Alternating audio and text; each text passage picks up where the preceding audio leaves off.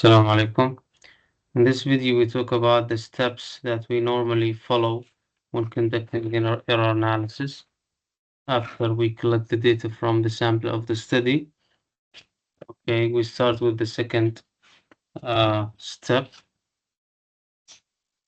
which is actually identification of errors. At this step, we need to distinguish between error and mistake. Okay, so if make sure that learners made an error. Okay, then we analyze that error. But if it's a mistake, it is overlooked. Rod Ellis actually proposed 2 or 3 different ways in order to distinguish between error and mistake, so that if the learner occasionally uses the correct form and other times uses the wrong form, then this is a mistake. And if we ask the learner to correct himself, so if he can do it and correct the mistake, then this is this is a mistake. So if he can correct it, it's a mistake, but if he can't, it's an error. Okay, so at this stage, we are required, or the researcher is required, to specify the nature of language deviance, whether it's an error or mistake. Okay.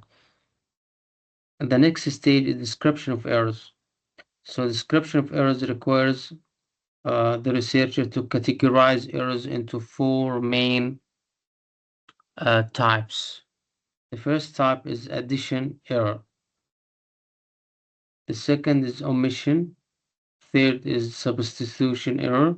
And the last one is misordering errors.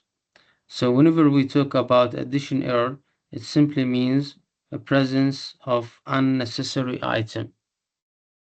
Omission means absence of unnecessary item. Substitution means choosing inappropriate item or replacing one item with another. Misordering errors implies incorrect placement of items. So whenever we conduct or describe errors made by learners, we have to divide those errors into those the 4 types already mentioned. For example, if we explore errors made by participants in their use of English prepositions or English articles, we need to classify errors as addition errors. So addition errors means using or adding, okay, unnecessary article, for example. Okay. Omission simply means to delete the article where it's supposed to be used. Substitution, to replace one article for another, like using a instead of an.